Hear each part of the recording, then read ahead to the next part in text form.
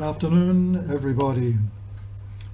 You remember yesterday I was talking about school and education, and we were talking too about Papua New Guinea, especially this place of Papua New Guinea, very close to Australia. And this place here is a group of islands. You can see them. And down here, on this one here, just there, is a little place that I worked in for 35 years. It's in a group of islands that stretches off the tip of Papua New Guinea for 400 or 500 kilometers. So while you were going to school, some of you, or to university, or to TAFE, or whatever, I was there, and when I first went there, which was 55 years ago, there was only one school for many of the islands and for one big island. There were many villages there. And there were many children who had never known about school. But that doesn't mean they were never without education. Although some countries have had education for thousands of years, like the Romans, the Egyptians, the Chinese, yet many people in the world never knew anything about school until just recently. It doesn't mean they never had education. It was their parents who gave them education and their community, their village community that they lived in. When the children were able to walk, then their parents taught them many things about how to live, how to dress, how to relate to other people outside the family, how to address people, and when they got able to walk pretty good, the girls were taken by their mother or their sisters or their aunties to the food garden,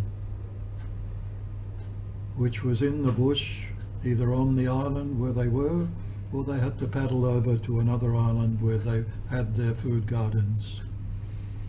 And there they watched and helped in their little way their mother tending to the food garden, which was very important because from that garden people kept themselves alive, more or less. The men and the young boys fished, and the whole family fed pigs, domestic pigs, and that's the way they kept themselves, gave themselves meals and kept themselves alive. So both girls and boys had the education that life brings in the community and in the gardens. For the boys, it was learning how to sail ocean-going canoes, very big ones, how to make them, how to steer them, how to find their direction in the night, watching the stars. The stars played a very important part in their life and their education, because by the stars they regulated planting of the gardens, harvesting, and things like that. In their gardens they had mainly root crops,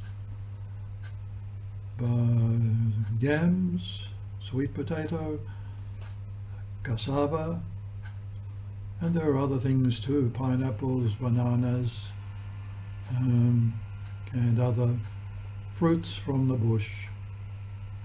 So as long as the garden was good, people were happy and they were never hungry. But not always. In times of drought, or when cyclones came and really blew everything in the garden out of the way, left just bare earth, then it was time, in those times they were hungry. So they learned about all these things. It was the education given to them by their parents. And there were many millions of people in the world at that time who had the same kind of education, whether in Africa or parts of Asia. That was their education. School didn't exist. But after the war in the Pacific ended, and some Australians came to Papua New Guinea, people who were to provide schools and commence school education for people who had never had it. Then they came to these islands. So my story will go on tomorrow about what's happened to education and to schools in Papua New Guinea. For now, God bless you. We'll see you again.